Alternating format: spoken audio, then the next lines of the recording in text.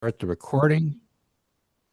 Hi, everybody. My name is Jonathan Fisher, and on behalf of the Pacific Northwest Railroad Archive and Cascade Rail Foundation, welcome to today's biweekly Zoom program for March 4th, 2026.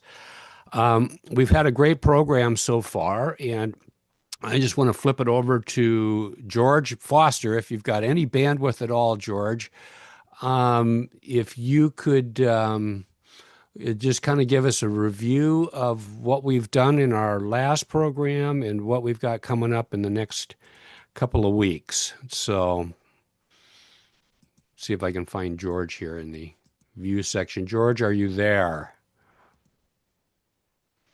George might be having bandwidth problems today. So, that being the case, then I'll turn it back over to me. We've had a great spring, or great winter, I guess. Spring is around the corner. We had Dale Sanders, January 7th, Bon French, chairperson of CRPA, and that was a technically challenging but wonderful program.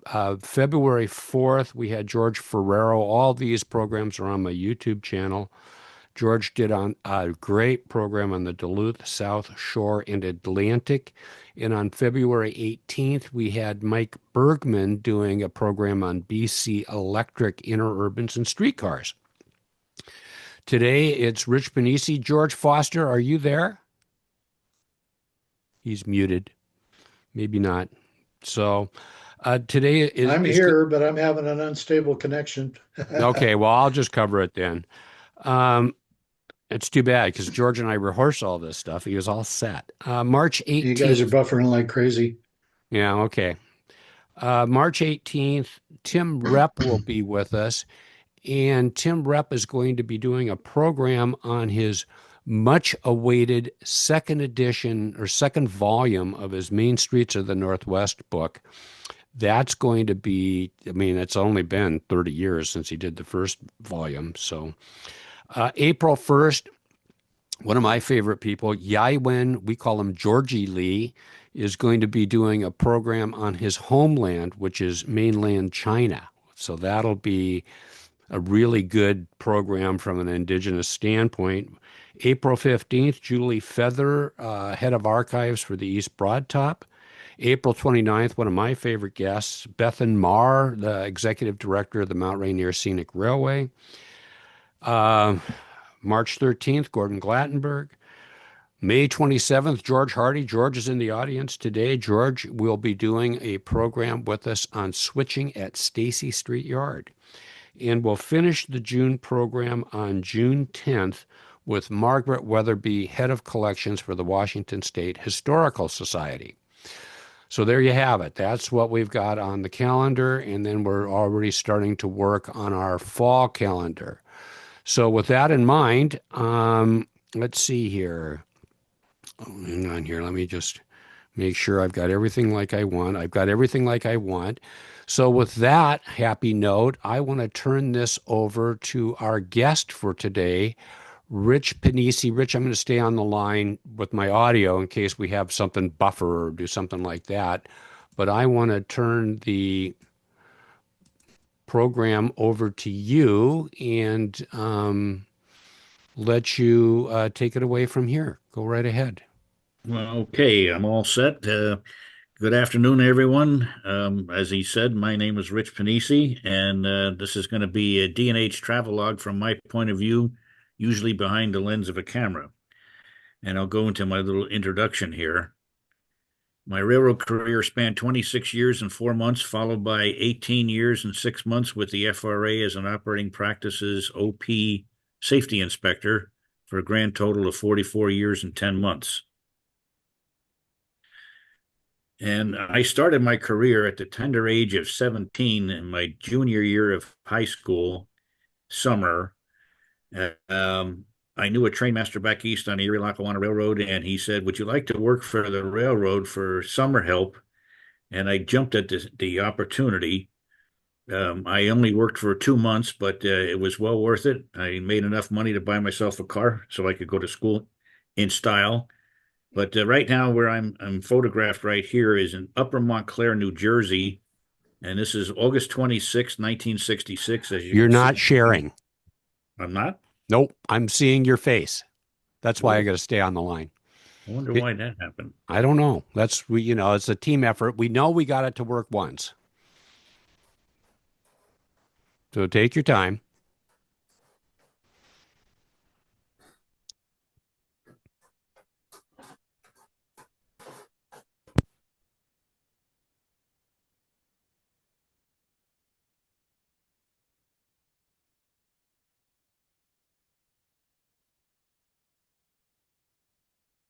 And sometimes it just takes us a minute to get our screen share going. So you go down, you find that share button in the menu.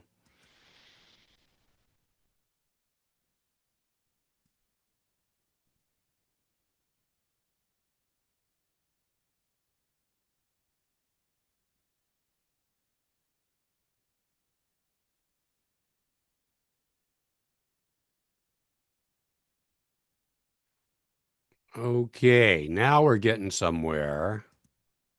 Oops, hang on here. Got one more thing I'm trying to do.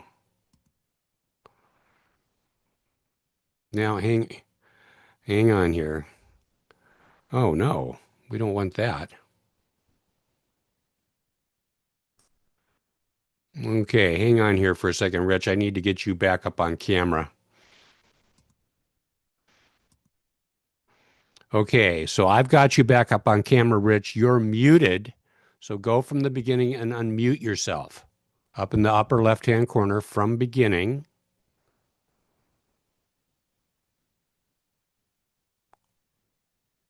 Okay, can you hear me now? I can hear you great. So go to the up there right there from beginning. Okay, we see in the DNA Now we're log. cooking. Now we're cooking, folks. So sit back and enjoy the program. Okay, went through that. Talking about my first summer with the railroad in 1966. Um, I worked for the Erie Lackawanna. Unfortunately, other than this photograph here, I don't have any photographs of me working. Um, I worked for the Erie Lackawanna for a total of 11 years and Conrail. I was a operator, a agent operator, worked my way up to train dispatcher. When Conrail came about, I was assistant passenger train master in Hoboken.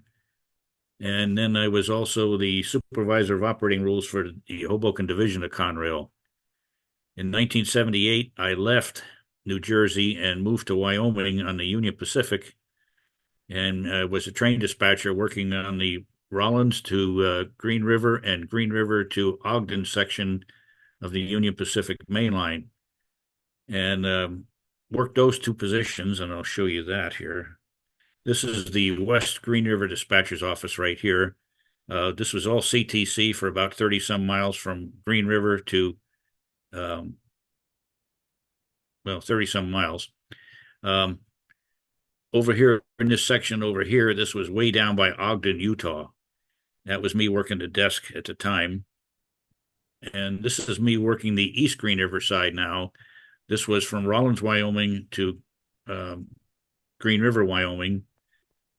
And if you look in the background up here, I think you might be able to follow my cursor up here. This was the CTC machine for the Cheyenne dispatchers that sat adjacent to me. Hey, Rich, I've got a quick question from Dave Sproul, who is a fellow dispatcher in the audience. Dave, you raised your hand? Yeah. Hi, Rich. Hey, did you work at Hornell? No, I did not. Oh, no. Yeah, maybe I was going to ask you if you knew my buddy Jack Franey. No, I did not know him. I'm sorry. Okay. All right. Never mind. Thank Okay. you. Back to live action. Okay. So here I am working the East Green River side. When I stayed with the Union Pacific for 11 years, and when they moved to Omaha, and no offense to anybody that's living in Nebraska, but I just didn't want to see corn growing in fields out back there and be out in the middle of nowhere in the country. So I decided to leave the Union Pacific. I took a buyout, but I'll show you here what this is. This picture here is what the new dispatching center was in Omaha. This was from Quality Magazine while I was in my training right here. the photographer for this magazine said, "I'd like to get a picture of you at the console." And I didn't know anything about this until about 4 or 5 years later. I was working for the Santa Fe Railroad in Chicago, and Ab Reese, who used to be a general manager on the Union Pacific, sent me this a magazine. He was also working for the Santa Fe. We both met and when I was working in the System Operations Center for the Santa Fe. But I'll go down a little bit further here. Let's go back to this. I first started with the Santa Fe in November of 1989.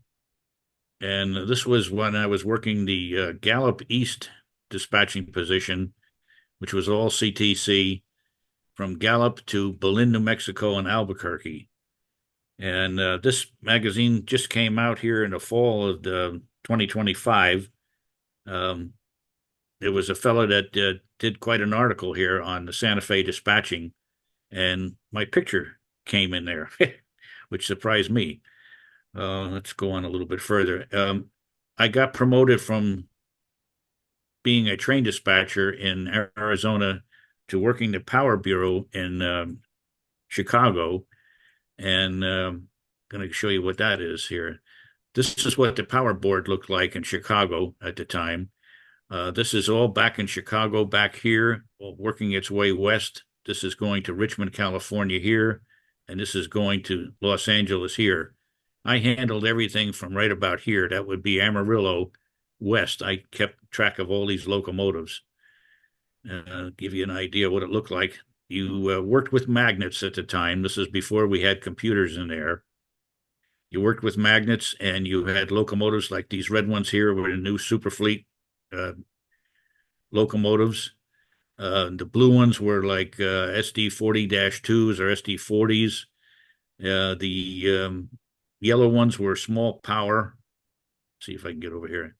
The yellow ones were small power, like 4-axle units. And what you did is you advanced these metal boards to each location. This would be to Needles, California right here, and then Winslow here, and then over at Berlin here, and then here. Amarillo. No, not quite to Oh, Amarillo. no. It's okay. I can't think of it either. Yeah, I can't either. In New Mexico anyway. And if you notice, Joe McMillan had an office right adjacent to this Power Bureau. And I asked him one day, I said, "Would you take some photos for me while I was working the job?" And he said, "Certainly." And these are his photos. A little close up again here, you can see this is a symbol of the train. Here's the different types of locomotives again that you can see here. And then we had end of train devices. I think that's what these were here.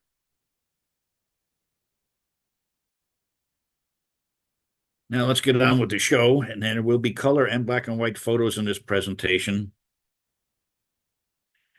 A fellow train dispatcher, Gordon Smith, allowed me to use 2 of his photographs here, just to show you the difference in the D&H Herald, how it changed over the years. This is an early version. I don't know when that actually went out, but this was the earlier version that graduated to this version.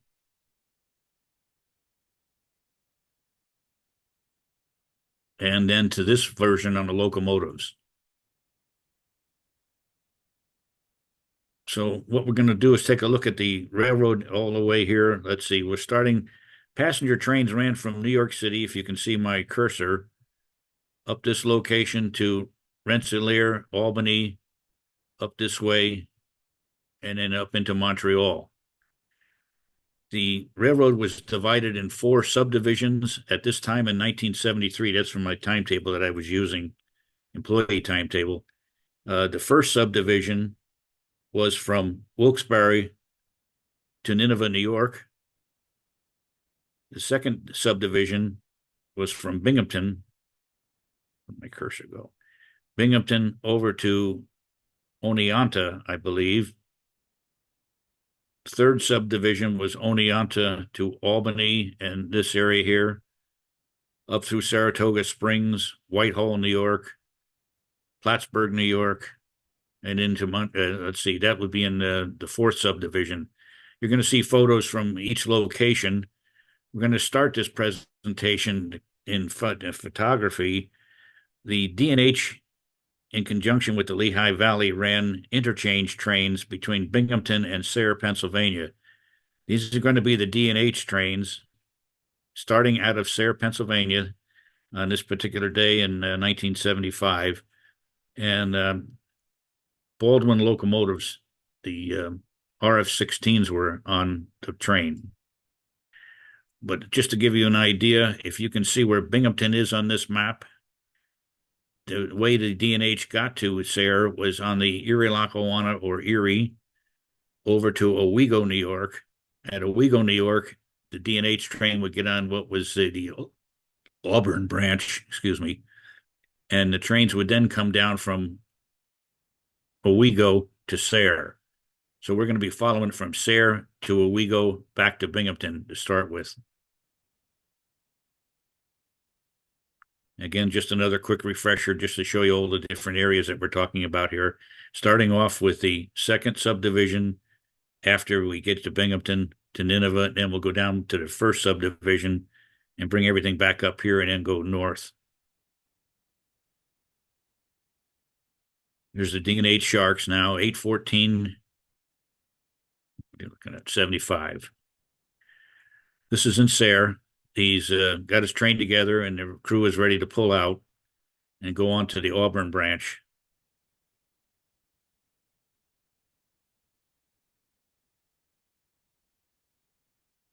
And this is the Auburn branch right here, heading toward Owego, New York.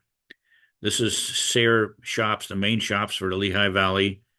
I did all their steam locomotive work here, and all the diesels were then later on in here. The main line of the Lehigh Valley was over here, going this direction. Another view as this train was proceeding along on the Auburn branch in Sayre.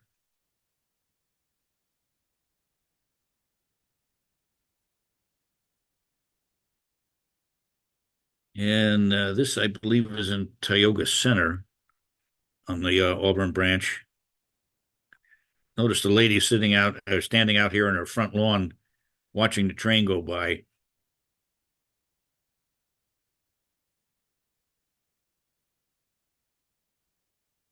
And another view here. This is along the Erie main line. They paralleled each other, these two lines. The D&H is going down to Owego now. Apparently, there had already been a westbound just by as the semaphore is at approach. And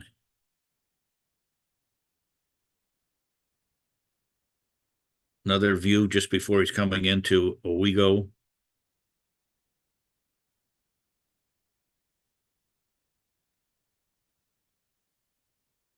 And they're just about coming to a stop right here now. The headman will get off the locomotives, get on the telephone and talk to the Erie Lackawanna train dispatcher and get permission to cross over to come east to Binghamton.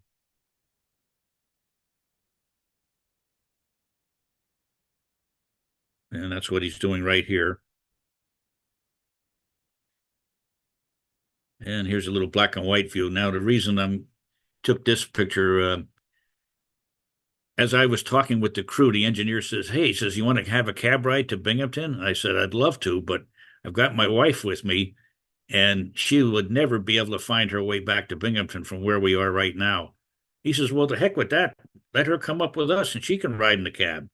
So she did. And coming into Binghamton, that's her up in the cab here.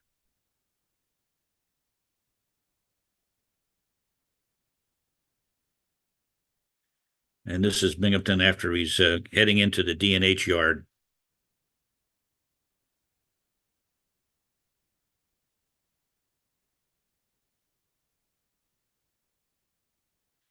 This is a shot from 1966.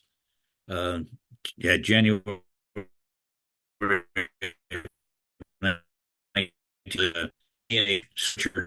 Handling some cars right here. I happen to be making a trip westbound to Binghamton, and the entry station here. At one time, there was a passenger ran from Binghamton to Albany. That came off around 1960, I believe. The next three slides are the Lehigh Valley's train that came from Sayre to Binghamton on their turn train. And this is 1964. I had ridden the Phoebe Snow westbound to Binghamton, had about an hour and a half before the eastbound Phoebe Snow came in. And I took some photographs of the interchange going on. And this is what came in. D&H PAs, which was for me was very rare to see. Of course, passenger service had discontinued in 1960 or 61, January 61, I guess it was. And I asked why they had such big power on this local. And what I was told by the crews were when the shops work on locomotives and they wanted to have a test run with them, they ran them on the Auburn branch. So in case they ever did break down, they wouldn't really be bothering blocking the main line. And that's what this was. These units had just come out of the shop.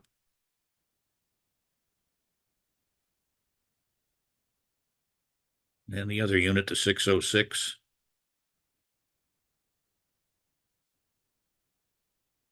And these are photographs from an old 127 size negative camera.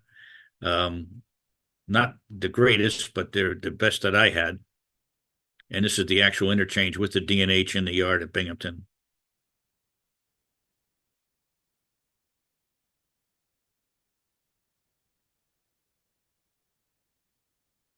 These are one of the RS3s that was rebuilt from, I believe, Marson Knutson, from an RS3 into what the rail fans called the clubfoot.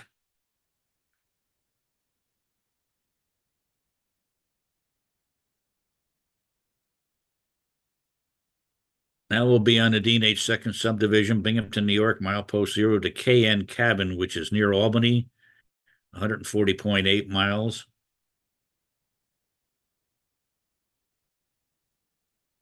This is at Port Dickinson, about 7 or 8 miles east of Binghamton.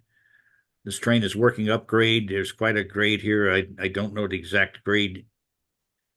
At least 1.5%, I would think. He's got 2 units, and there'll be a pusher on the rear, or a helper, whichever you prefer.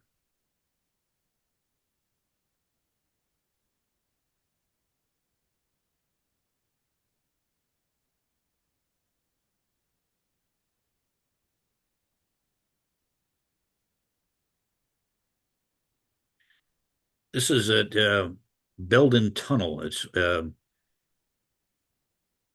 about 14 or 15 miles, I believe, east of Binghamton. This train is a westbound train or a southbound train on the D&H. He's just come out of the tunnel, and this is the A block signal down here over the top of the units. It goes from double track to single track through the tunnel. And as I said, he's a westbound train. And then now the next slide, we'll see the eastbound train that I had photographed earlier as he's exiting the tunnel.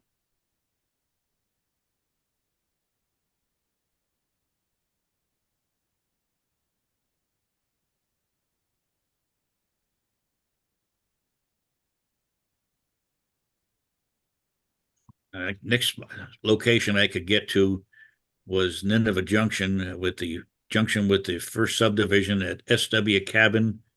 That's what, instead of having CPs, they called everything a cabin. SW Cabin at milepost 24.4. And this is Nineveh Junction.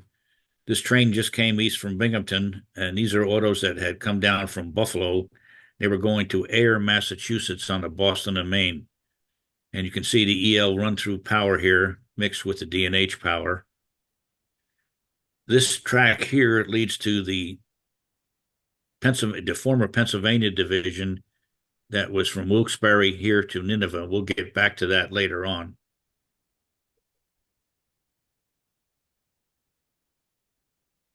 Then at Nineveh Junction, again, this is looking from a location where I was previously at, facing that direction.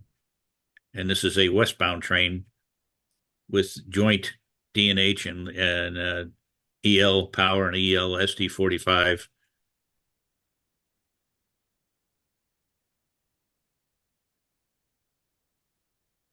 Another train at SW cabin.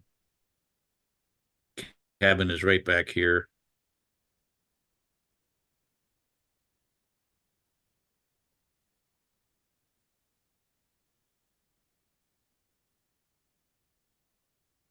And this is a westbound or southbound train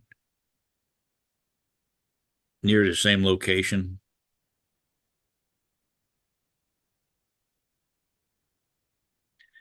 What we'll do now is we'll drop down to Wilkes-Barre and follow trains from Wilkes-Barre up to Nineveh Junction. Wilkes-Barre is milepost 0, Nineveh is 92.8. And this is the safety first at the Hudson Yard on the Delaware and Hudson at Wilkes-Barre. And apparently nobody's maintaining this because I don't think you ever see anything where there's no injuries or incidents during the course of any time.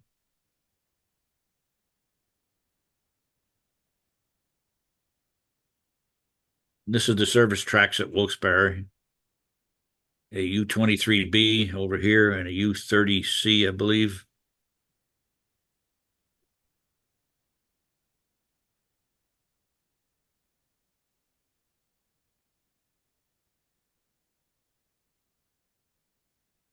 Jonathan, am I going too fast with these slides? No, I think this is going great, Rich. I mean, some of us are having buffering issues, but there's nothing we can do about that. But yeah, I think your pace and tempo is fine, and I know this is pretty interesting content for our audience. So keep going. Okay. We're just Same a quiet location. audience. That's all. Yeah, right. Same location. This is I believe, the part of the roundhouse and probably the sanding area here with all the piping coming out of here, drying sand. 2 RS-11s.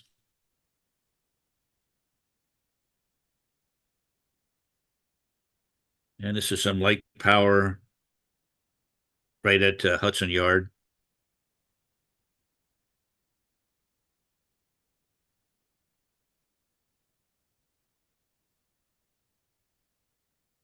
Same power after it went back to its train.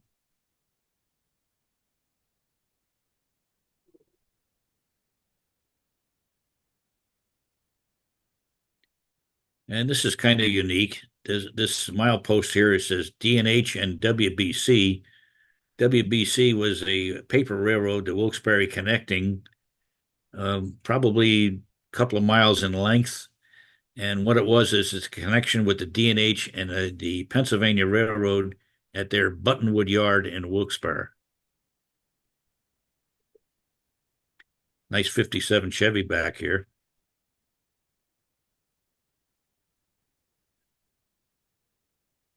And this is with my little 127 camera. The focal point was just right for this. In most instances, if you took it a little bit further away, it would be a little bit out of focus, but this worked out well. One of the new extended vision cabooses that the D&H had.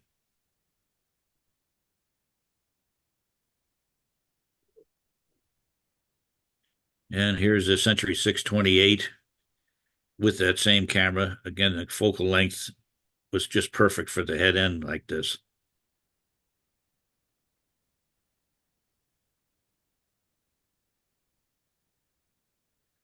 RS3, same location.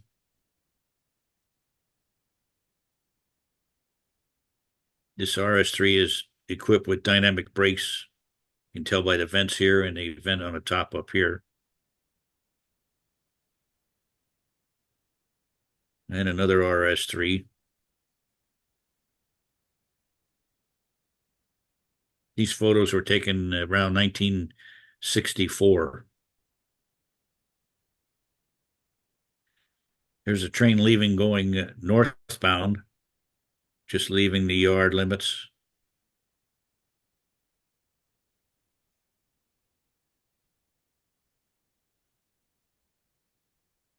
And I've got a little map here that shows DuPont and Avoca.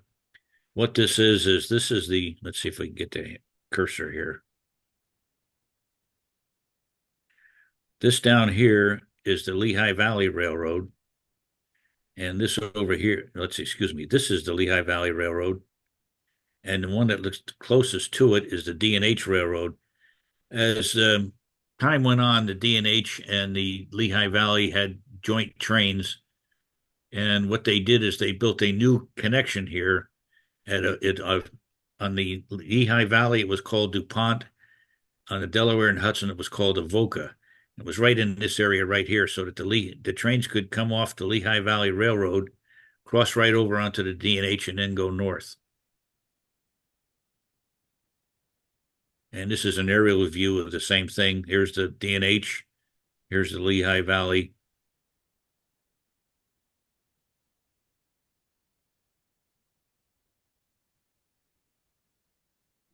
And this is a train that's going to go up onto the D&H at DuPont. The rear end is sitting here. And then I went up to the head end. And the Lehigh Valley crew was talking to the D&H dispatcher to cross over and go up on the D&H.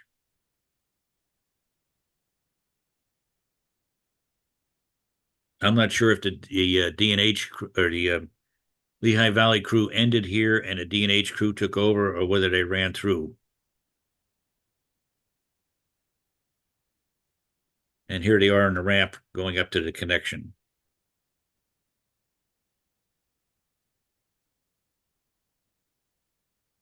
Kind of in a unique car right behind the power here. This is one of these old door cars for lumber unloading, where there were huge 4 doors that could move back and forth for easier unloading.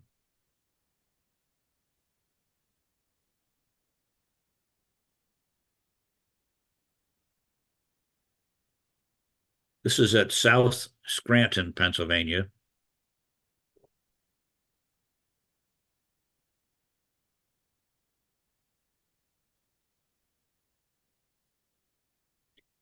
This is a quick grab shot. I know everybody's probably taken one of those at one time or another.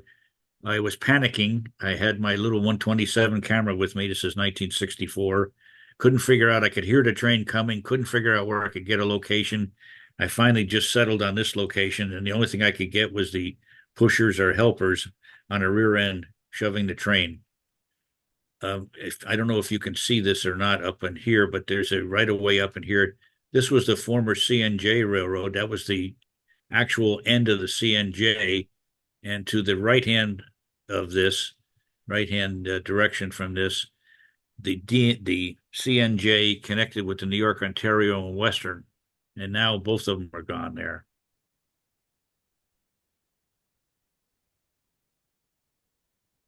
And this is basically, I was standing up in this area over here, looking down at the previous photo. And this is just another bridge away with the telephoto. And if you can see this, I can't see it, but there is a bridge up here. This is the Erie Lackawanna main line and this was called Bridge 60 up here. Yeah, I can see it. Yeah, I can see where you were pointing. Okay. And there's the caboose as it goes away and telephoto.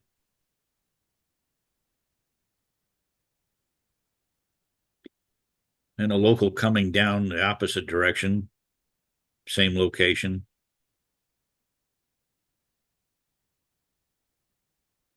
Got a lot of cars, State of Maine, Bangor and Roostock, and D&H.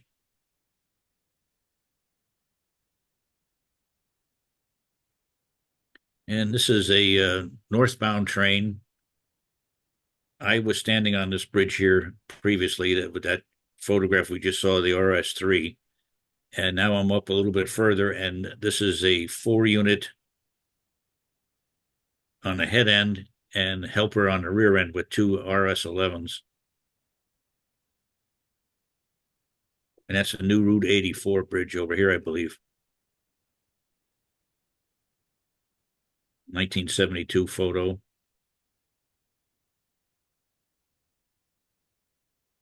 And here comes the pushers or helper.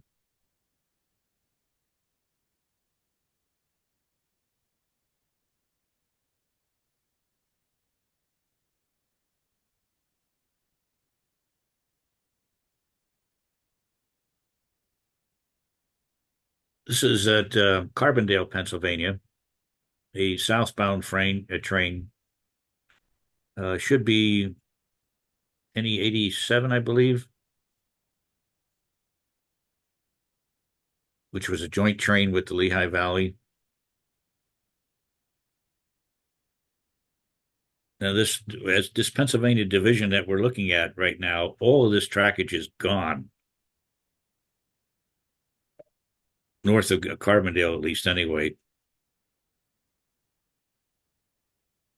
A friend of mine, Artie Erdman, and I were out taking pictures at the D&H and got up to this location, and we found this work train with a steam derrick at this siding. And we talked to the crew, and what had happened was, in the next photograph, you'll see a train was crossing over and had a sharp flange on one of the wheels and derailed the two of the units on the train. And we'll take a look at that next.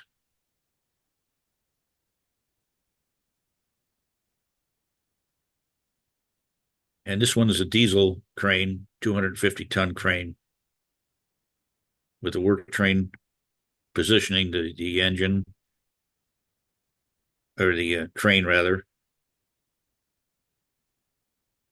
And you can see that this truck has been derailed here, and this one is derailed too.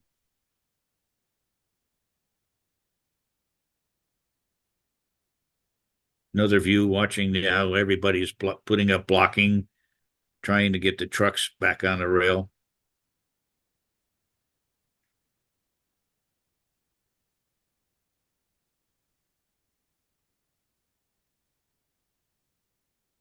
This is the rescue power coming down from the north that's going to pick up the train that derailed, pick up the remainder of the train that derailed once the units are re-railed.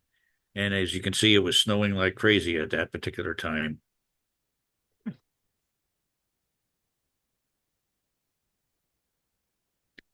And now here they are a little bit closer down toward the actual derailment site.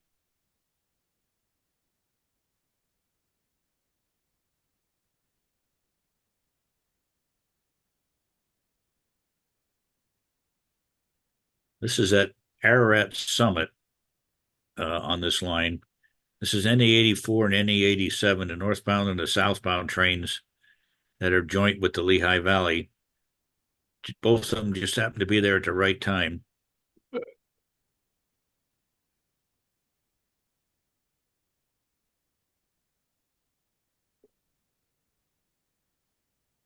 Again, this is near Ararat Summit. This is a northbound train, springtime.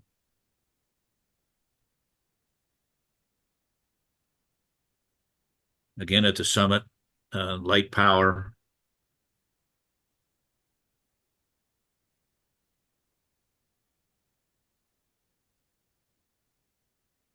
And a different different location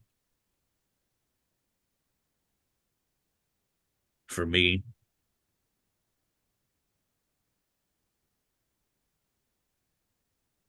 Another set of light power.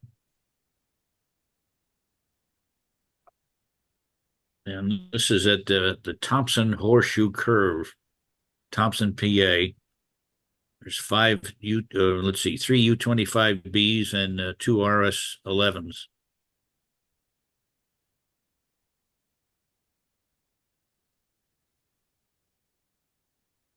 And the train is coming into Thompson, Pennsylvania.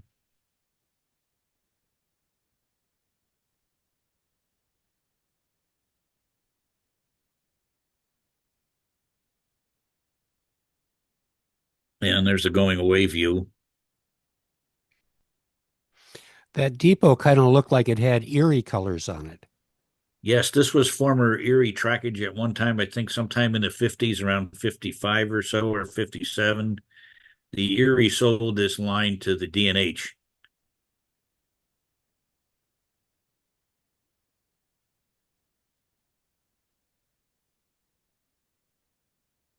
And this is also near Thompson. This is a northbound train.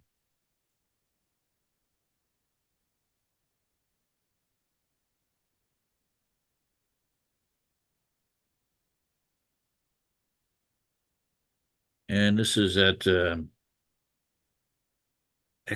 think it's X siding. I've lost all my locations on this program for some reason, but I believe this is X cabin.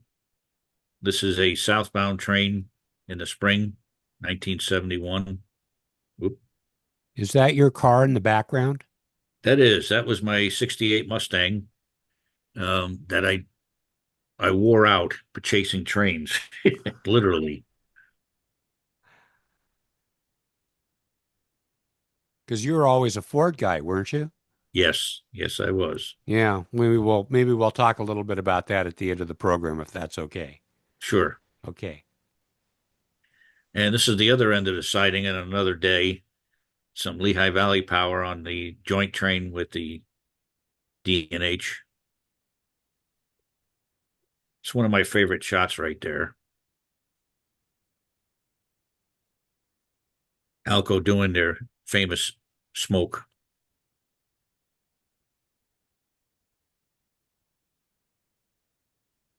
And this is up at Lanesboro, Pennsylvania, where Strucka Viaduct is. This is a northbound train.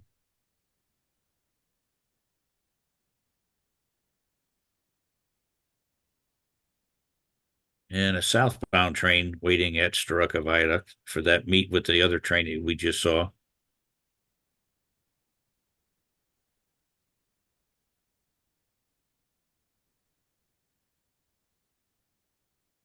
A little different angle. I'm shooting from the bridge to Strucka Viaduct.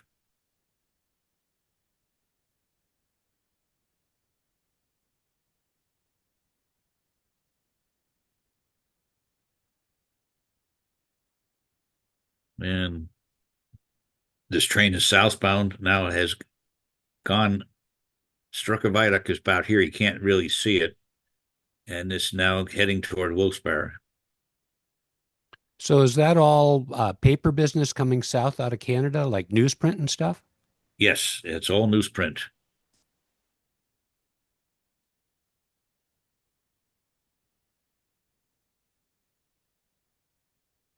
And a going away scene.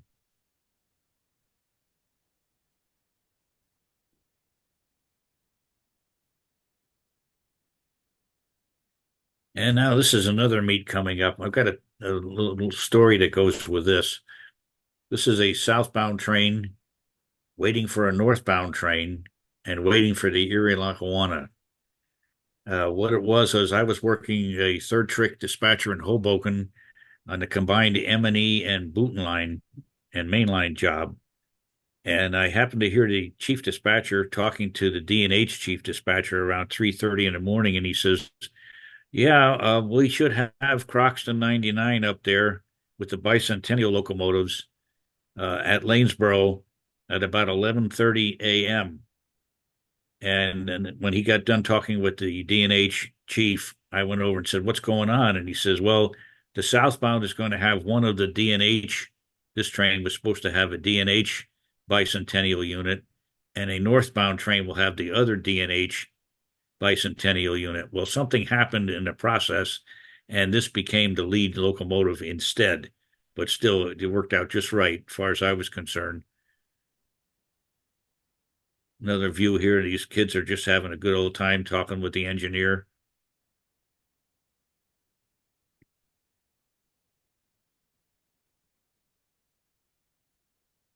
And that's United Railway Supply Company. This is a former Reading RS3, and the reason you can tell it's a Reading unit is right here. This gutter guard here that had, it's the only railroad I've ever seen that had one like that.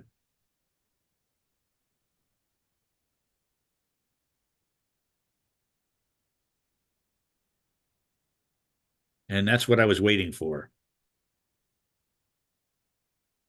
So what I did is I called my wife up when I heard all this information going on and said, I'm taking the 7:30 train out of Hoboken. I'll be in Dover at 8:45.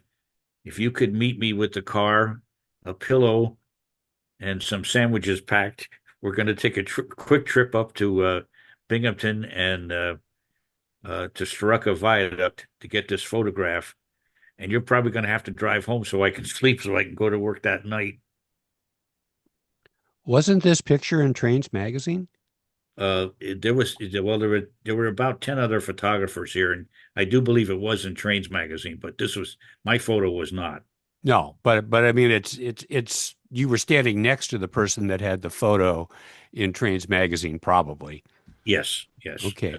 And then there was a question in the chat. Can you explain the signaling? Because you've got double three signal masts. What was that all about? That's all the former Erie signaling. That's basically all I can afford for information right this moment. Okay.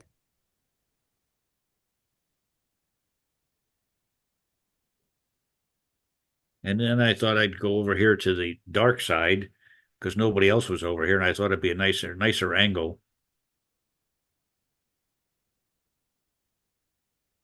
And if for anybody that's on here from back east, Bob Collins, who was a train dispatcher for the EL as well, he was up here taking photographs here too.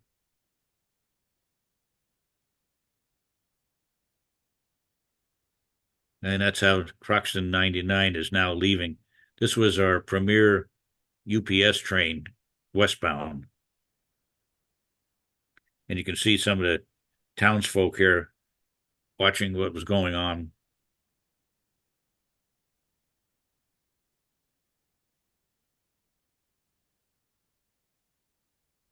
It was only 50 years ago, right? Yeah, that's all. This was before the actual meet. This train was stopped.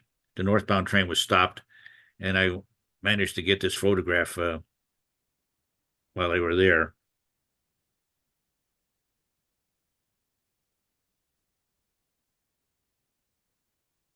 And another train at the same location.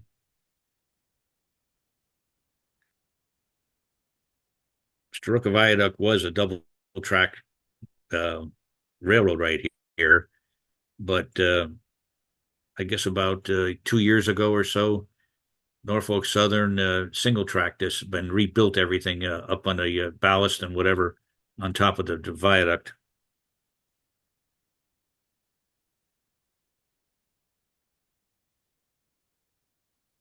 This is at the town of Strucka itself on the D&H, and I'm up on one of those signals that you just saw, the giant dual head signals, and it was a little bit shaky up there.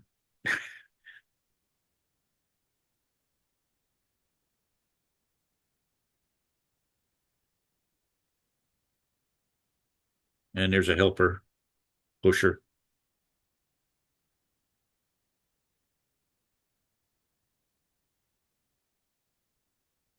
And this is what's the name of that viaduct? Harpersville Trestle.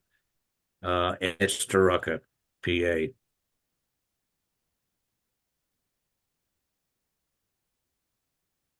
This middle unit here is a former Erie Lackawanna unit that was given to the D&H in 1968 when the D&H and the Erie Lackawanna became part of Derico, owned by the Norfolk and Western.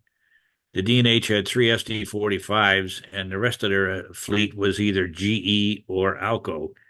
So they made a swap with the Erie Lackawanna. We would give them three U-33Cs, which is what this is, and they would give us the three SD-45s, and we would repaint them in EL colors, and they repainted these eventually in full D&H. But right now, they just put a blue stripe across where the maroon stripe was on the EL.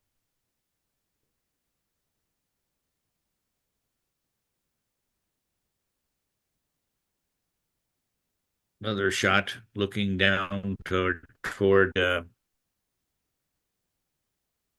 Strucka Viaduct.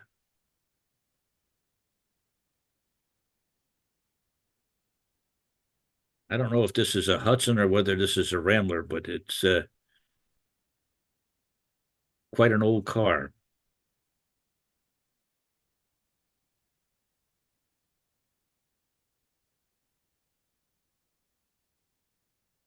And now we're coming up to Windsor, New York.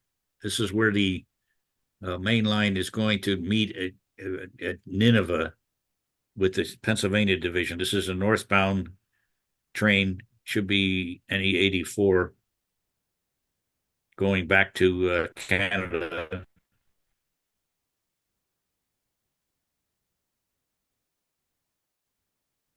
Interesting, a block of Western Maryland boxcars in there. Yes, it was.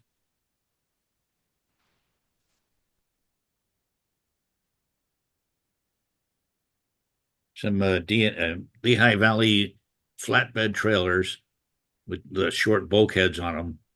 And here, this is at a time before most of the railroads stopped open top trailers like this due to many shifted loads en route and derailments.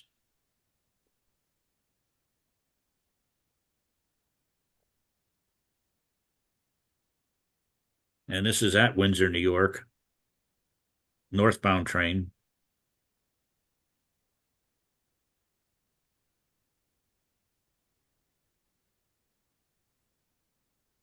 Going away shot. Nice S curve right here.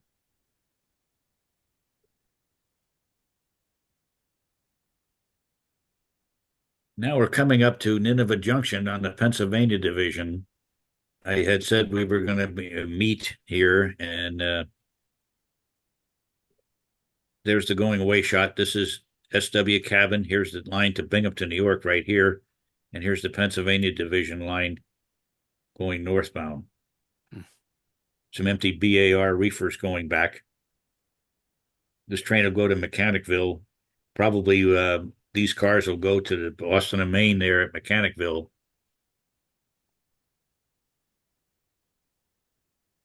Neat.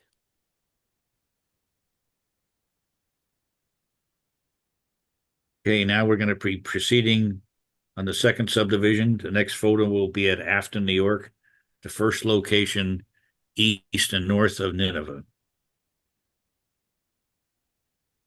And this was a local over here. And that odd thing to see here is an Illinois Central hopper.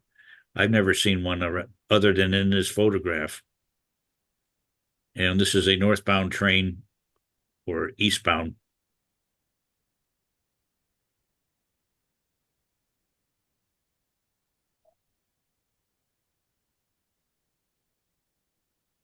And let's see here. Where are we at? Whoop.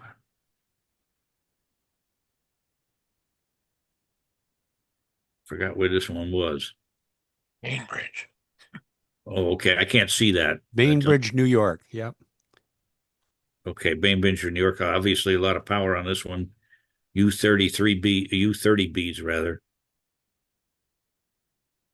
and then two Erie Lackawannas. So this is a train going to Binghamton.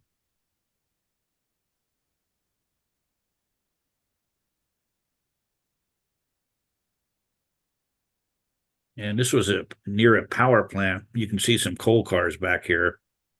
This is another northbound train with older power. Obviously, not a very important train with all these older locomotives on it.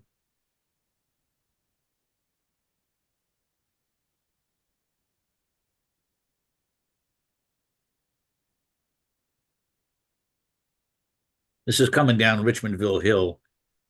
This photograph is the black and white version, and I'll have the color one up next just to show the difference.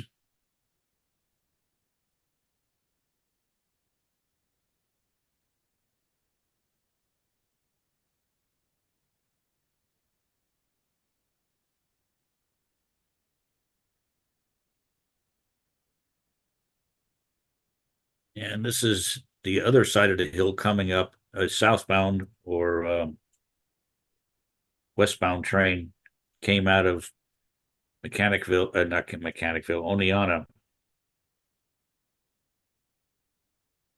This should be MA2 from Mechanicville to Allentown.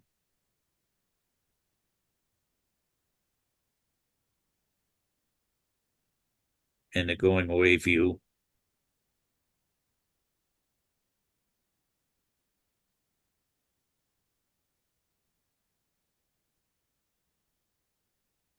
More paper.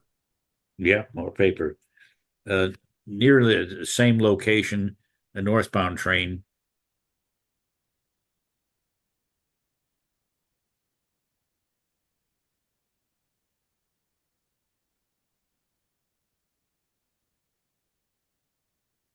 And another northbound.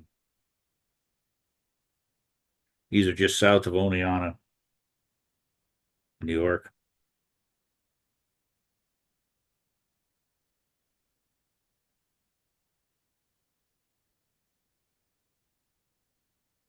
And this is a little bit out of order, but this is at Staruca. This was a high and wide um, set out that was made. You'll see another view of it here. I've got these backwards, it looks like. But this is at Staruca, Lanesboro. That's what they set out this car.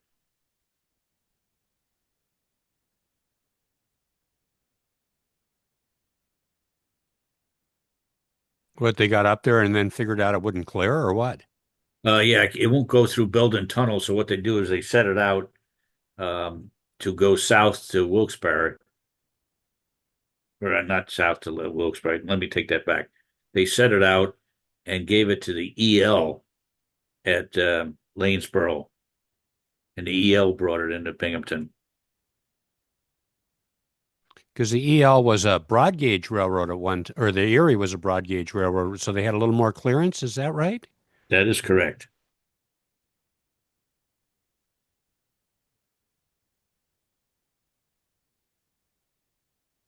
And another train back at Staruca again. This is crossover here.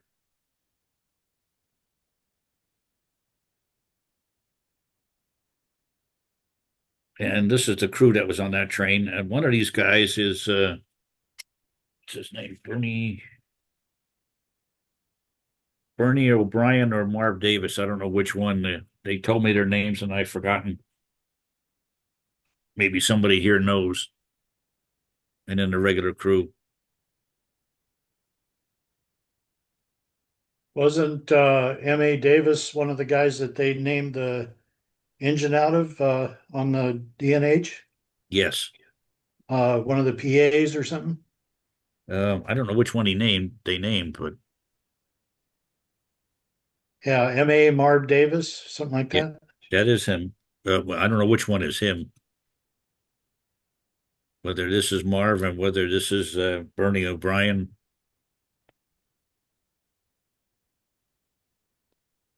Can I ask you a question about all those Southern Railway cars? Yeah, sure. So quite a few photos back, you either had Canadian National cars and then you had Southern Railway cars. Were the Southern cars part of a pool that was double-ended Yes, they were. Yes, they or were. paper? Yes. Okay, I thought so. It might have been one of those car service things. Yeah, it was. They were assigned to it. Okay, thank you. This is coming down Richmondville Hill again. This is a westbound or southbound train. It was all U-25B, U-30Bs rather.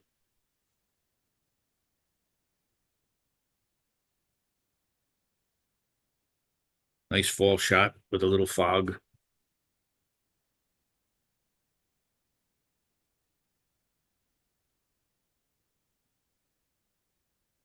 And another train. I don't have this location. I can't see it.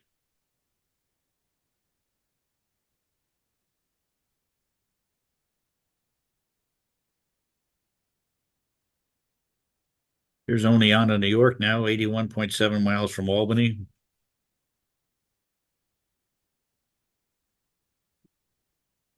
It's an early morning shot again.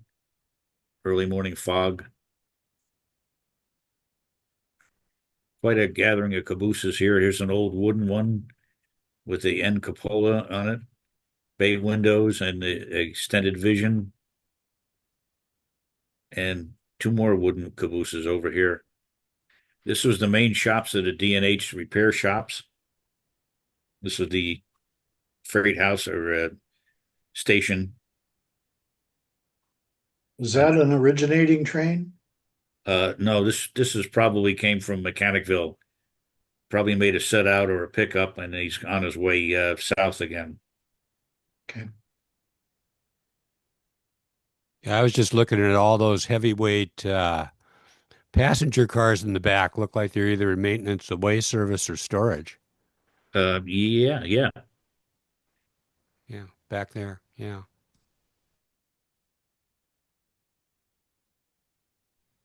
And another shot of RS3 at Oneonta.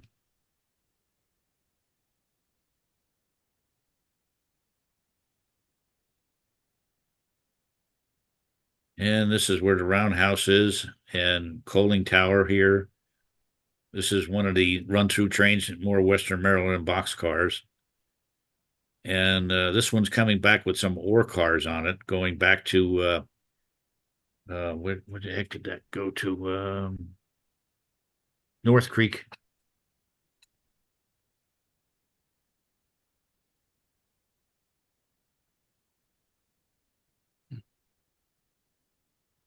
And another set of power on D&H and on the Lehigh Valley. What kind of ore was it out of North Creek, Rich? It's like a taconite.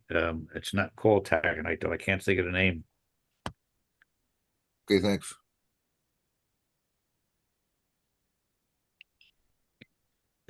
When the CNJ gave up Pennsylvania and they started running their train ES 99 and SE 98 over to Erie Lackawanna from Scranton, they used to get these loads of ore coming down from North Creek, usually about 15 or 20 of them on the rear end of the train. And they went to New Jersey, down to South Amboy, New Jersey, and went on the Raritan River Railroad to some company down there. I don't know who it was, but it was quite an interesting thing to see.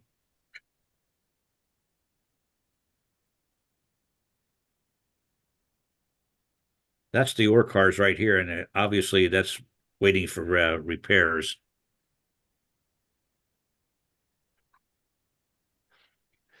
And a This is couple of them got a little dinged up.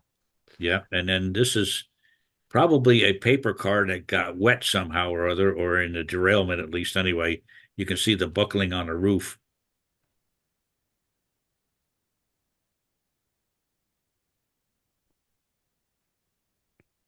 And this is a northbound train.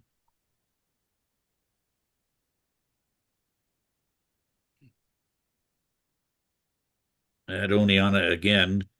This is FA Tower down here. For whatever reason, I never took a picture of the tower itself, but I do have a picture of the CTC machine that he had. They'll be coming up next. This is one of those Erie Lackawanna units that went to the D&H.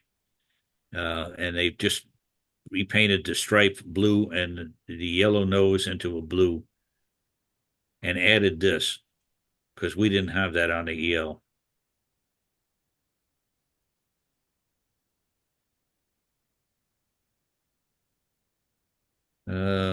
Again, this is a location that I'm not familiar with.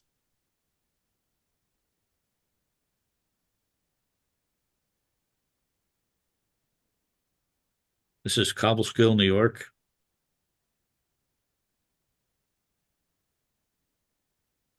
This looks like it might have been a good Christmas card once upon a time. This is a westbound or southbound train. Got some auto parts cars on the back here. Yeah. So this is the Dutch language. What does kill mean on the end of a name, like school kill or cobbleskill? Mm-hmm. You got me on that one. Yeah, I just wondered. I see it in print a lot, so thank you. Yeah. Pennisi is not a Dutch name, is it? No, not quite. Not quite. This is another train. This is out of order of Mount Ararat. Oop.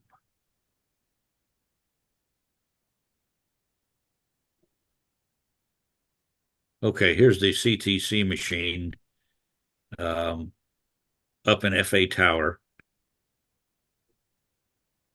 And this panel here, if I'm looking at it correctly, this is actually the D&H at Binghamton with the EL and the crossing. And this is only in the local area of Oneonta, right up here. We'll get another view here.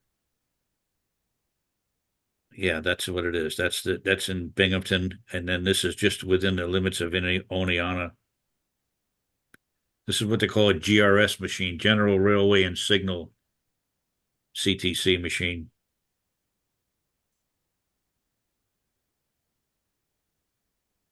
How much territory did that machine cover? Let's see. This part here, these panels here, probably 2 or 3 miles, probably. Okay. This section over here now, this is disjointed, and it's what are we talking? Over 100 and some miles away from Binghamton. Okay, thanks. That's the daylight operator.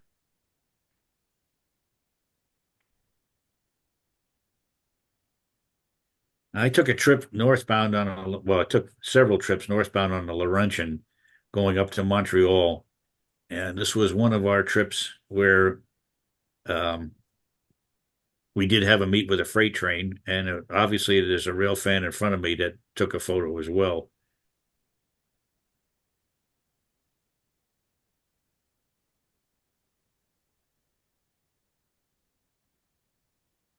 Mechanicville, New York, milepost 20.7 from Albany, D&H and B&M interchange point.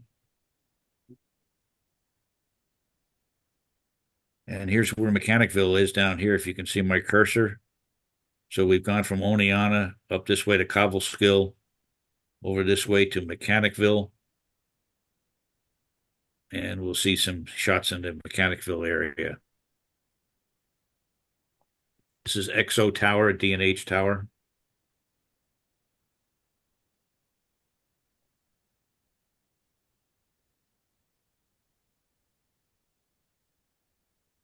This is the northbound Laurentian coming into Mechanicville for a station stop.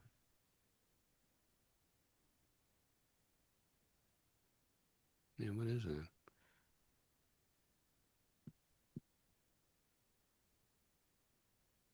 Oh.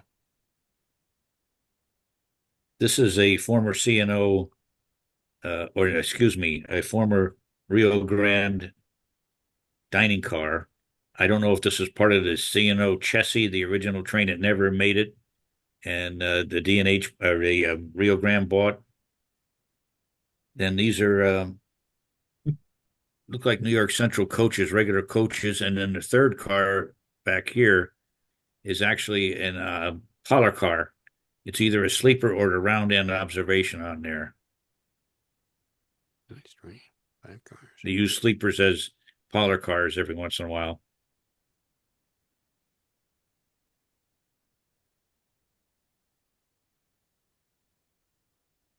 Some power at Mechanicville Yard.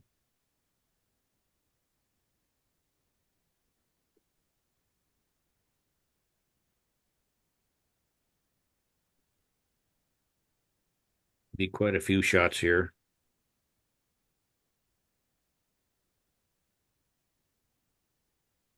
I'd assume all of this is long gone.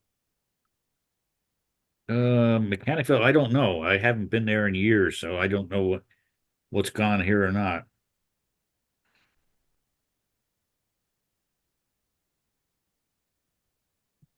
I've been moving locomotives through there.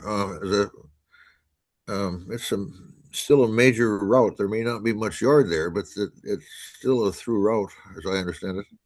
Mm-hmm. Jonathan, I've got to take a break here for a minute. Okay, well, we'll put you on hold for a second, Rich, and we'll be back to you in a second. And let me see here. While I'm here, I will just share with the audience.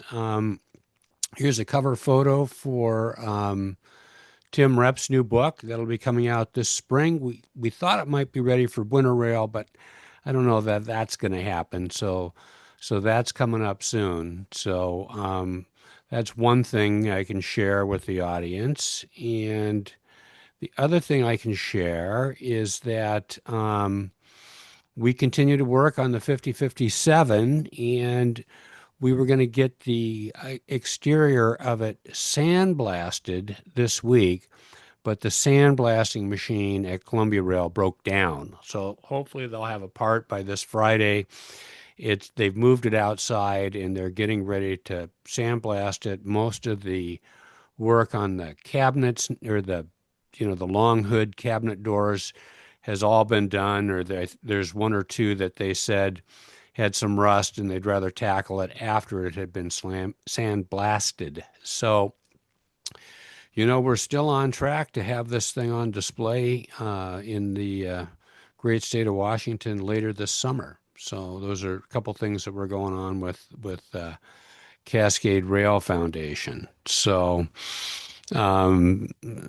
let's see here. There, we're back to Rich's presentation while we wait for Rich to come back. I know how that is. And let's see here. I'm looking through the chat. Oh, okay. So Joel's got a question, and it looks like Trent had a question too. So let me hold those, and we can kind of gang up on Rich when he gets back. We're just, we're just a little over an hour into Rich's presentation, so we've got some more stuff to go. And frankly, guys, I mean, how often do we get to see the Delaware and Hudson from an insider perspective? So Rich, we've been catching up on you while you were on your break. So the first thing that we learned was when the Dutch put kill at the end of a word, it means river. Ah. So now you know that. Then Trent had a question. A few of the shots had a metal yellow diagonal flag on a pole. What did this flag mean? Does that ring a bell with you? Oh, gosh, no. Okay. All right. If we see it again, then Trent will bug us. Then the last question just came through. Is that a high wide load on the left of the locomotives? That thing, yeah. Kind of I looks think like it's out of flat car. yeah, it is, but I think it's stationary. Oh, okay. I Okay. think there's a block right here if you can see it. Yeah, okay. Got it. So, all right. Well, back to live action, folks. And here in the middle of the second half. Okay, here we go. Another view of a U-23B. These were originally numbered in the 300 series, these U-23Bs. Erie Lackawanna had a problem with computers that the locomotive was the same as something else on the Erie Lackawanna, and I can't remember what it involved, but they had to renumber these to 2300s so it didn't conflict with the EL computers.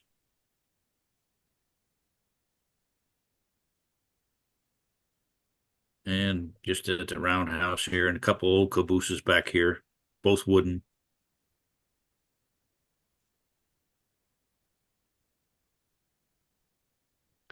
Vintage Alcos. And a Century 628 coming out of the roundhouse.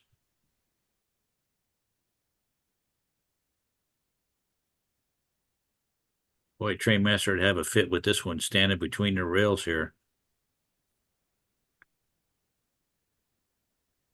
Here's what the cab looks like on the Century 628.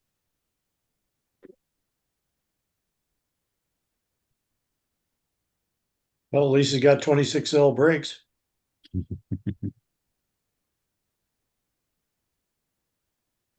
A question in the audience. Where were what was I got to look at that question again. Where were the D&H dispatchers located at? Albany at this time, I believe. They were in the big D&H building that was in Albany.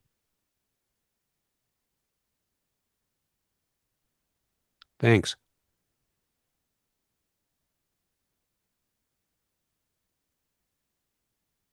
This is TC 99. It's Transcontinental 99. This is with the DNH and the EL, and obviously EL some run-through power here. U25B and two SD45, SDP45s, larger fuel tanks. Another wooden caboose over here. This is a westbound train or southbound train. Here's another one of those EL units that was repainted into the Delaware and Hudson colors. And you can see the maroon from the EL radio equipped here.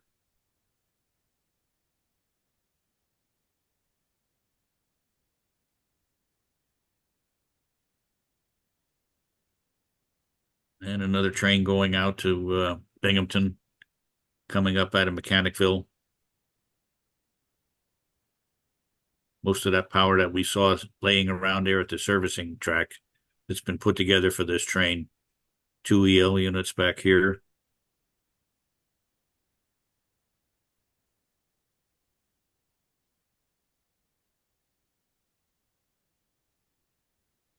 Now we're going to go to Colony, 6.4 miles from Albany. That's where the main diesel shop was, and a passenger yard for the DNH. Also known as KN, cabin is in that area, and it's 192.3 miles to Rouse's Point from here.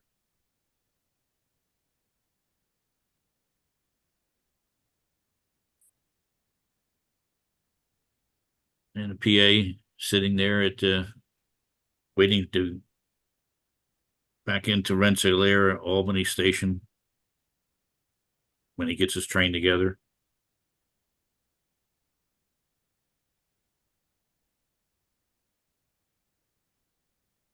This is D&H Business Car 200, real old heavyweight. Look at the vents up here. Later on, you're going to see another picture of it when they painted it up in the D&H full passenger colors. And it's hard to believe it's the same car.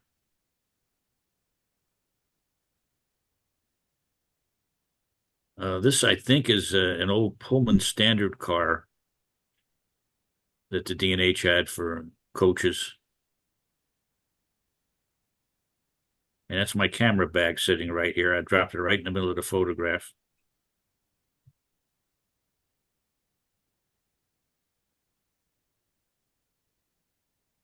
These coaches are former Erie heavyweight coaches in the 1000 series. They were rebuilt from heavyweight cars into a little modernization with windows and seating arrangements and bathrooms and whatever. And the D&H acquired these two cars, the 1014, and I think that might be the 1012 or 11. And these were sitting at Colony, and D&H was using them whenever they needed them. Rich, a quick question on the Laurentian. Where did it terminate in New York? Grand Central Station. Thank you. New York Central to Albany, and then it's where it became the D&H train at Albany Rensselaer.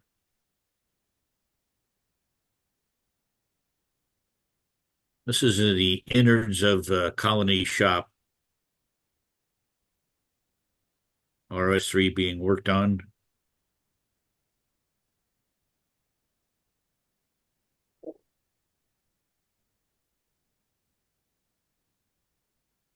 Albany, New York, milepost 0.3 and surrounding area.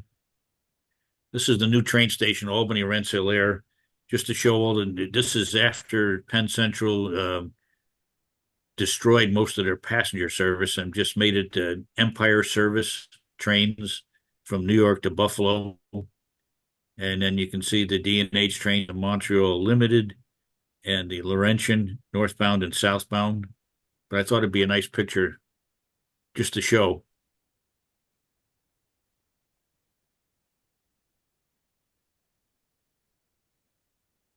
And this is 1970 or 71 in Albany, Rensselaer. Now, I guess this whole station area has changed dramatically from this.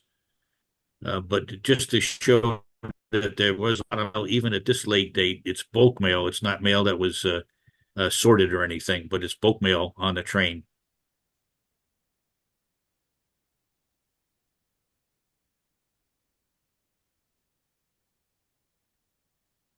And another day with another train,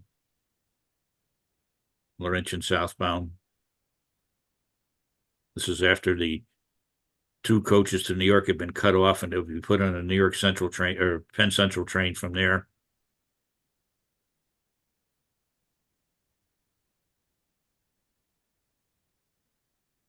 Another view of the same locomotive.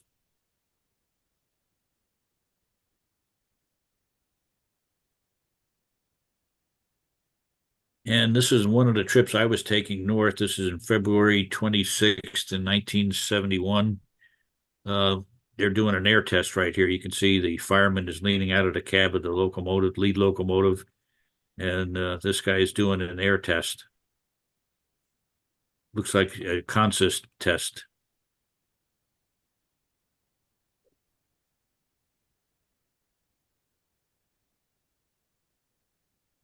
Inside of the New York Central Bud coaches, very nice cars.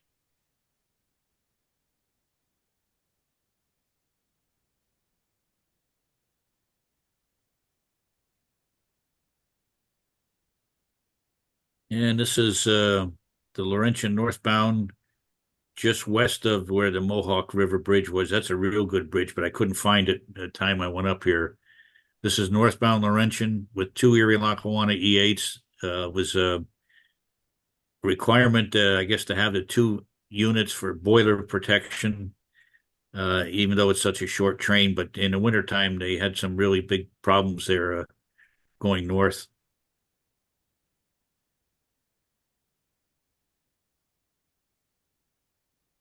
And the rear car is a Canadian car and foundry car, Canadian Pacific. Is this what you're speaking about? Could be. This is a flanger mark for a flanger working to make sure that they lifted before they went through this area right here. These are guardrails over a bridge. That's exactly what we were wondering about. So perfect. Okay. And right after they went by, this followed out three Century 628s, and this was kind of a late date to see them, 71.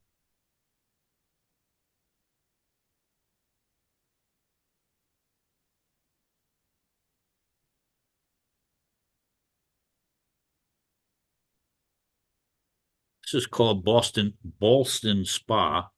This is the southbound Laurentian coming in toward the Albany area.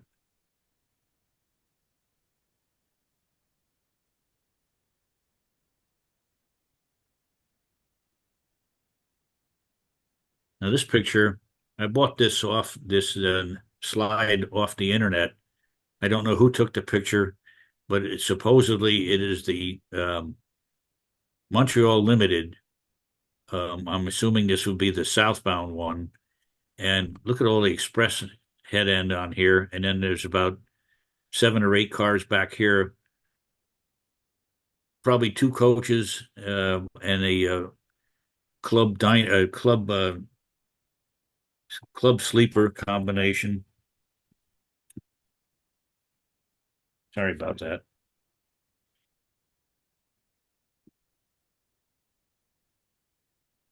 Yeah, no problem. Take your time.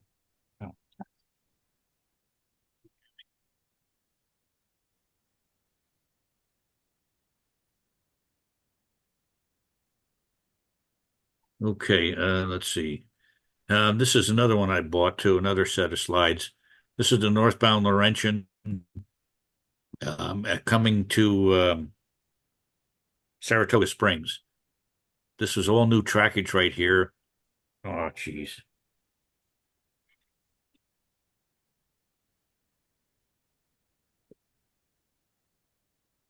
Coming through Saratoga Springs. This is probably in the 60s sometime. And there's the going away shot one. It used to to have the observation park car on it.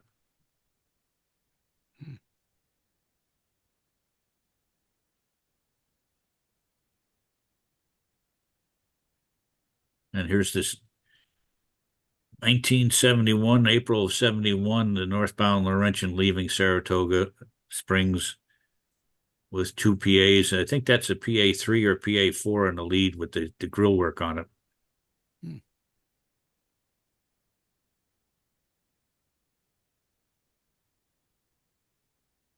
This is at Fort Edward, New York. It was a branch going to Lake George here, and I don't know where they whether they were moving coal or ore. This is from the Laurentian northbound, the yard job working.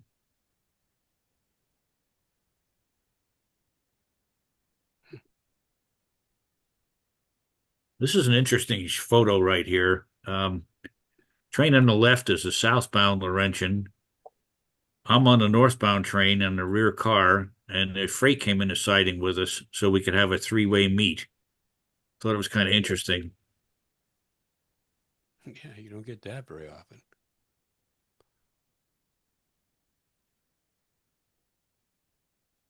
Whitehall, New York, 84.8 miles from Albany and 113.3 miles from Rouse's Point.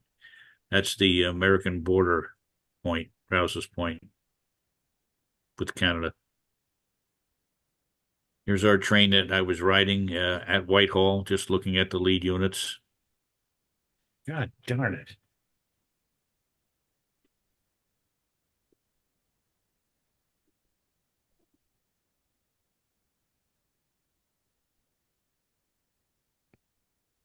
Sorry about that. And a little close up here. It looks like there's been a little bending here on the ladder.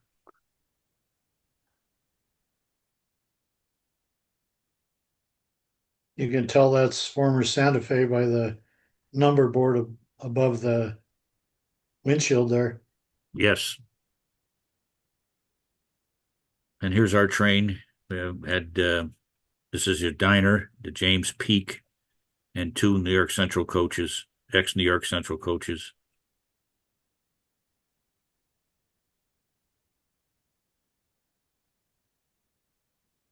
This is a southbound Laurentian on another day.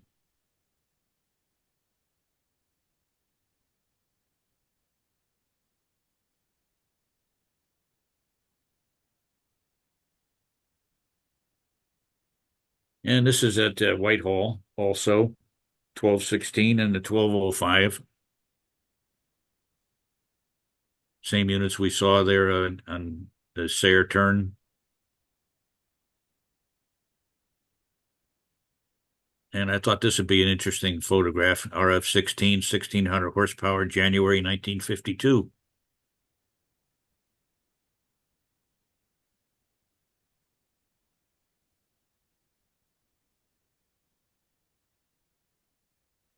I like this shot because it's got three different locomotive builders here. You've got General Electric here, the 708. You've got an RS3 from Alco, and you've got the Baldwin RF-16. All noses together.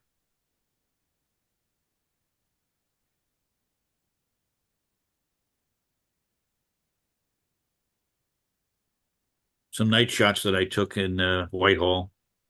Interior of the shop with some RS3s.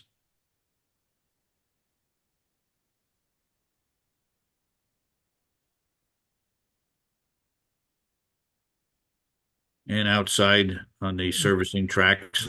I like this shot for the simple fact that it says no parking anytime, and here's two locomotives sitting here.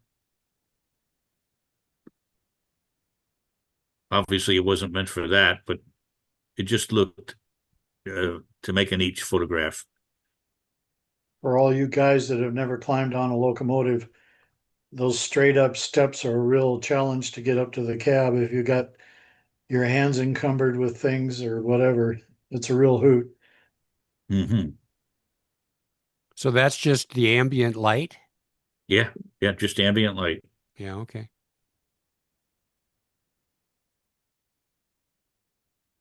and it just started to rain now. Well, this did.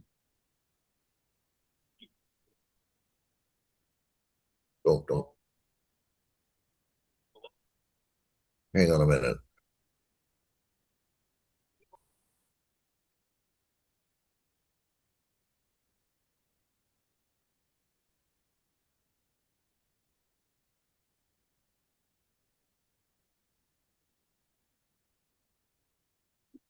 Now we're back to when I'm riding the train in February of 71, and an Ohio crane sitting out here on the siding as we're passing it. I have no idea where these were taken. Just know that they were north of Whitehall.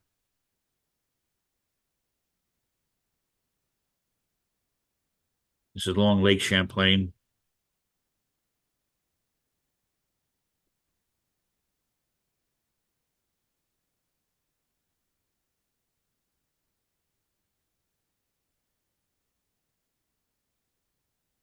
And one more out the vestibule.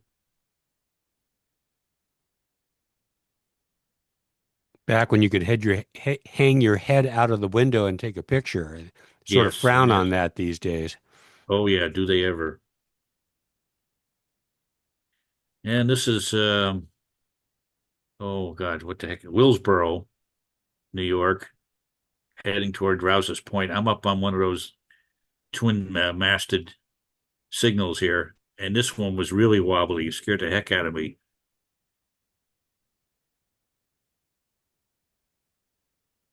Of course, the answer to that is don't trespass, but I did anyway.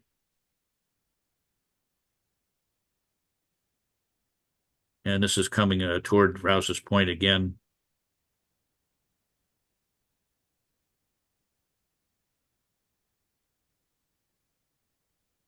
Track looks fairly decent, right? Oh, Track yeah, it speeds was, were 50, 60s. oh, yeah, at least. The D&H was in excellent shape at this time. This is from 68 to 74. Track was in excellent shape every time I saw it. Did they do customs on the train, or did they make the train stop and go through it?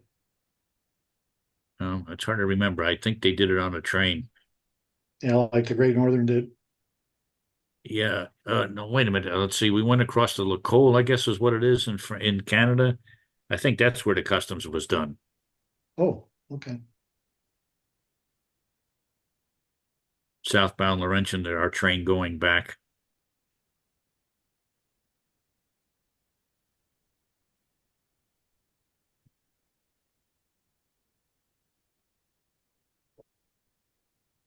And this was a Providence and Worcester locomotive that the D&H had leased to them.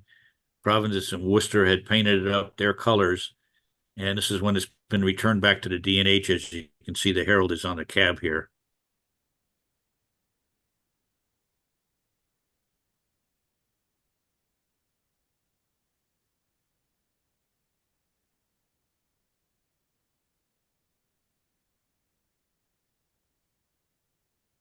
Interesting. We keep seeing Southern cars.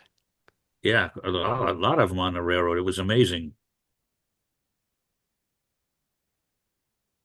And this is Rouse's Point interchange with the Canadian National, D&H and the Canadian National. Plug door paper car. Well, well, and I know that's not your car in the picture, right? Definitely not. No.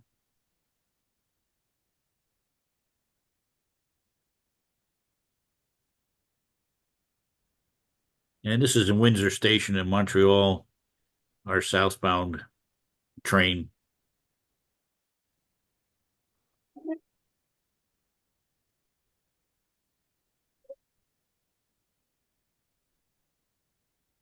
Now we're going to show some scenes of D&H trains or equipment on the Lehigh Valley, Erie, and Erie Lackawanna railroads. I should have added CNJ. You'll see a shot there too. How would you like to live in this house right here and have that little view sitting there with the train going by? Or shopping at this market? You can imagine how everything would shake.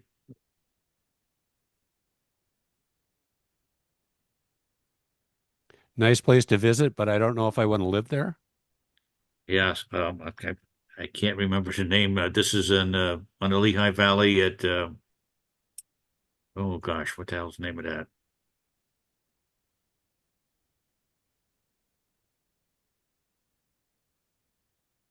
Sorry about that. And then a quick question on the 756. There's a plate in the center of the nose. That's that switch of those lights back and forth again, isn't it? Yes, that's what it was. They took the lights back out. What were those lights for? Probably for when a train goes into emergency, the red light would probably flash.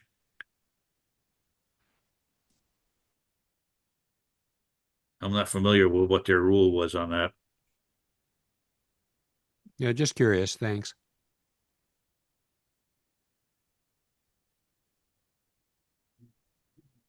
This is at Penobscot, Pennsylvania. This is on the former CNJ Railroad before they left Pennsylvania. And the D&H trains actually ran over portions of this and the Lehigh Valley. This is a southbound NE 87.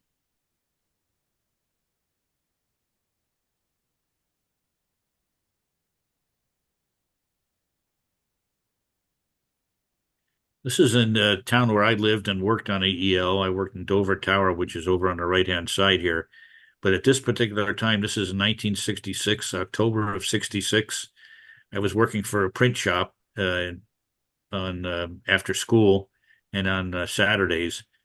And I heard about this special coming in with two D&H business cars on it. So I asked the guy if he'd let me off for about a half an hour so I could go take these photographs, which he did let me do. And this is the train coming westbound right now, getting train orders here.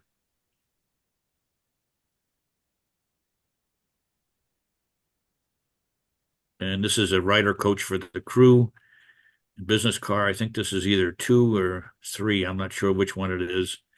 And then the business car 300. This was the William. Oh, come on, what's his name? The president of the EL at this particular time, former Lackawanna president, and that was his car that he took when he was up to New York Central. The 300 became a D&H car, and then it became an EL car when he was here. And this is D&H 200 again. Could that have been William White? That's who it was, William White. I couldn't think of it. Well Tough done, getting- Ed. It's tough when you get old. I look forward to it. I don't know who the dignitaries are here, but I do know who this little guy is right here. He was a well-known rail fan back east. His name was Lenny Gorham, but his nickname was Lenny the Mole. For whatever reason, I don't know. But he was a real piece of work. He'd show up everywhere. I don't know how he found out all his information.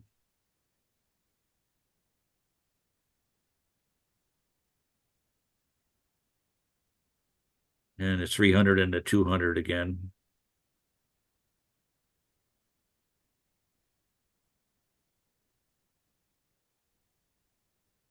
And the train leaving.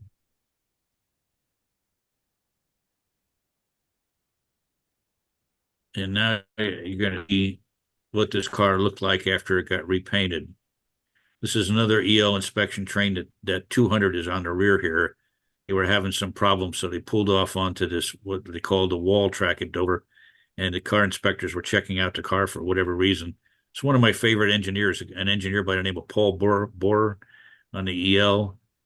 This is Bill Morgan, the conductor, or he was a brakeman on this job, and this is Fred Yaries, the conductor. I don't know who the fireman was. I never knew his name. Anyway, look at what the difference is in that car. What a paint job does.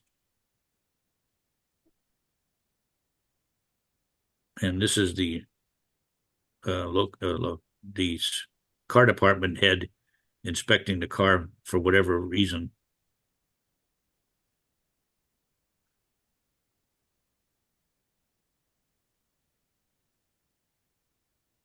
Would they have replaced those friction bearings with roller bearings, or are those still friction bearing trucks? These were still friction bearing at the time.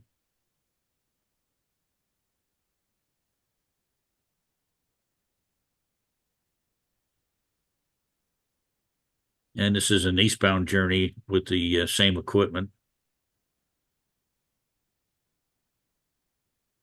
at Dover again, where I worked.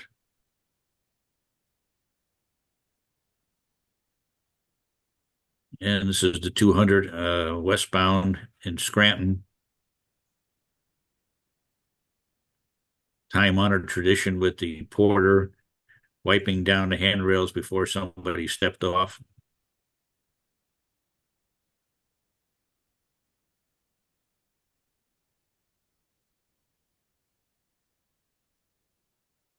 Another view of the car.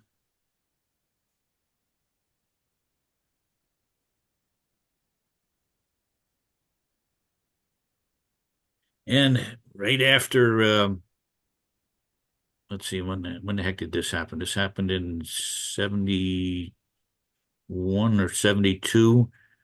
The D&H units were sent down to Hoboken, New Jersey on the EL to work in commuter service, and they were a tremendous failure. They were made for a long distance running between stations and not commuter stops, and they just had too many problems with them. They made one round trip, and that was it. They were sent back to the D&H. This is at Croxton Yard on the Erie Lackawanna in Jersey City.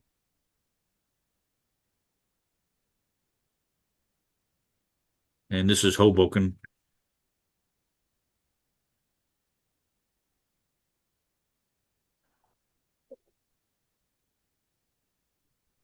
Yeah, with a normal lens, it's kind of hard to squeeze that big locomotive into a picture. Yes, it was. Not like today where we got all these zoom lenses and stuff. Mm-hmm. And this slide was lent to me by Eric Pacelli, I think is how he pronounces his name. A friend of his took this photograph, and the photographer has since passed away. I've forgotten his name. But these were the locomotives at a place called MQ, which was near Middletown, New York, as they were heading west. They were set out at the moment here, while the head end of the train went to Maybrook to pick up some cars and come back out again. And then they were going to put you on the head end, leaving not as the operating locomotives, but in the locomotive consist, going back to the D&H in Binghamton.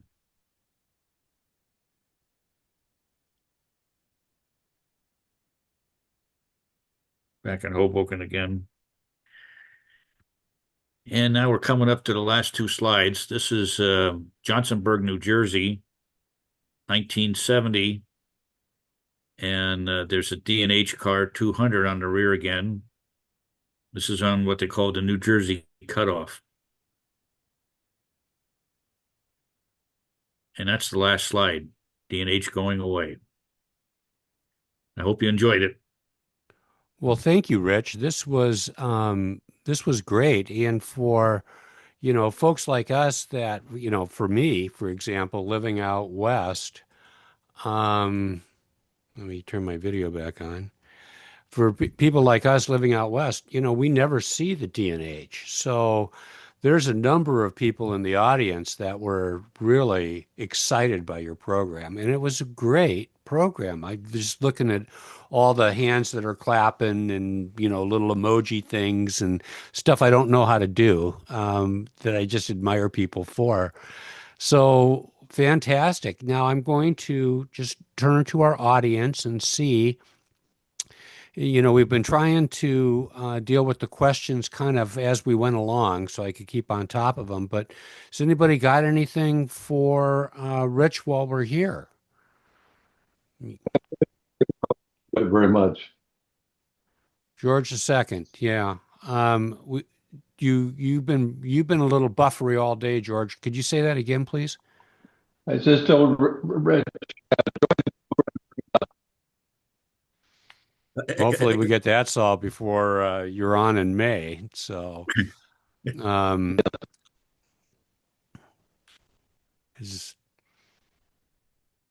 didn't Hey, work. John.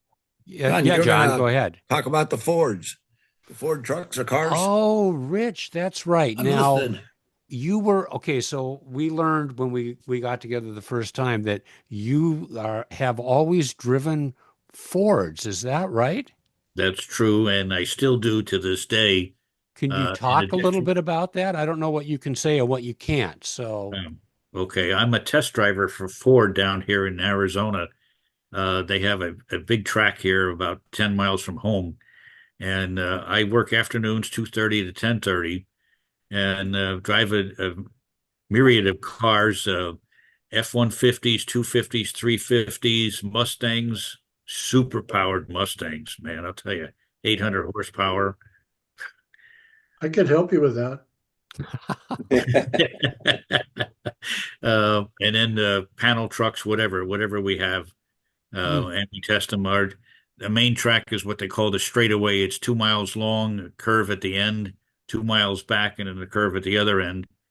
And then we have another one that's called the oval, which is 2 miles long, and it's banked curves, and you're actually driving like this around the curves, oh my, 90 miles an hour. oh my, yeah, I don't, Well, you don't go that fast G's will anymore. pin you to the suit to the seat there. Yeah, I imagine. But interesting. And how did you, after all these years of railroading, how did you end up as a career as a crash test driver? I hope it hasn't been any crashes. No, I know. I couldn't resist. I'm sorry. His name's not Larry. No, it's Rich. I thank you. Yeah, yeah. A friend of mine had a job with them for several years, and he said, "Hey, we got an opening. Would you be interested?" And I said, "Sure, I'll give it a try. Why not?" And that was 2 years ago. So I've been doing this for about 2 years now. Okay, fantastic. And you are in Surprise, Surprise, Arizona? Surprise, Arizona. Yeah, okay. Yeah, I needed to remember. Yeah, we like the great state of Arizona. So, Rich, thank you. And you've already kind of dangled this clickbait of doing a Lehigh Valley program, and so Mhm. I think I'm going to hold you to that one because we certainly, I think everybody enjoyed today's D&H program, and Lehigh Valley would be just as much fun. And, some of the other things, some of your other exploits are also going to be fun in the future too, as well. So at this point, it's 2:45 local time, 2:49 local time. So if I don't hear anything more from our audience, I'm going to move our meeting for adjournment for this time. And Glad I got to see the presentation the other day because today was disastrous for bandwidth for me. in Hermiston, Oregon. Yeah. That's right. So, yeah, and mine was buffering too, and it's been raining here in Seattle. It's about raining in maybe 50, and it was actually raining pretty hard, and we had a big bolt of lightning. So you Ooh. don't get winter lightning very often. So, Nope. so I don't know. Well, Anyway, Jonathan, thank you for the opportunity to bring a program to you. oh, Rich, We loved it, man.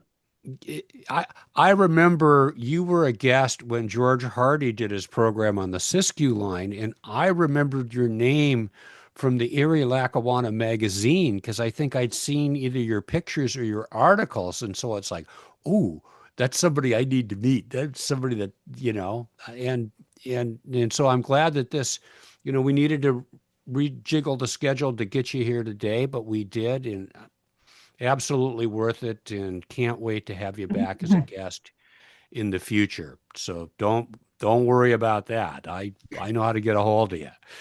Anything more from the assembled masses before I move our program to adjournment? Hey, Jonathan, I made some changes in my setup. Is it better now? Oh, George, this is like night and day. Now, can you tell us all the things that were? Yeah, well, okay. Well, I predicted this would be a great program. Rich is an excellent photographer and has a lot of good stories. Anytime we worked together that was the highlight of the time was time off and tell stories. So you two guys work together at the FRA. Is that where you know each other from? Yes. Yeah, yes, we did. Yeah. Okay. Yeah. All right. One of the episodes, real quick, after some accidents down on Cajon Pass in Southern California, where we had assembled a big FRA team, and Rich and I worked together. We were running crews up and down the hill with just observing operations and checking out train handling and all this sort of stuff. So anyway, both of us, for some reason, had some time off. We got up to Cajon at the same time, and I stepped out with my government issued camera, and Rich walked over to me and said, "Can we take pictures here?" I said, "This is a official government photography. Yeah, go get your camera." And we did. We stood there and clicked away. So, anyway, great program, Rich. Enjoyed it very much. Some interesting countryside back there that the river ran through. So, thanks for sharing. So, Thanks very so much. George, team up in the, one of the questions that just came popping up in the chat, what did you do to change your audio? I went from Bluetooth on my hearing aids to the speaker on my computer. There you go. There you go. And normally the Bluetooth works just fine, but whatever. Yeah, you never know. So George, did you and Rich double team in the Pacific Northwest? Northwestern Pacific, you mean? No, here in the Pacific Northwest. Rich said he came out to Hinkle, and we had some stories to talk about. Well, no, I didn't know Rich then. I was worth the PUC, and I left Oregon PUC in 72, I think it was, and no, 86. Excuse me, 72 and 86. I was at PUC. I didn't know Rich until after that. But yeah, we have some stories of Rich at Hinkle. We can talk about sometime. Yeah, There we you followed go. the SPNS 700 there together, George. That was on the BN on the time. BN side, yeah, Yeah. that was you guys were involved when the 700 had its little meltdown on the NP. No, I flew up there because of the special, and Rich and I went out shooting pictures of the 700, and we were at Washougal, the road form of engines whom I had encountered on official business. Drove up there, and I said, "Yada yada yada yada," and by the way, what's the chances of getting a cab ride? He said, "Well, let me work on that." So I ended up. It was a short cab ride. It was from Avery into Wishram because he had to. I'm sure he checked with Jim Abney to see if it was okay to put me up there. But anyway, yeah, that was we had some photo trips. Those were fun times. Great. Well, and Rich, thank you, and I'm looking forward to having you back. And of course, George the second, which is how you show up on your camera. We're looking forward to having you on May 27th. And I'm going to bring this program to a close because our next program is on March 18th. And if we keep talking much longer, everybody's just going to have to go to the bathroom and come back. So I'm your host and moderator, Jonathan Fisher, saying thank you, everybody, for being here. Thanks to our audience. Thanks to Rich Pennisi. And I'm going to say so long for now and end our recording.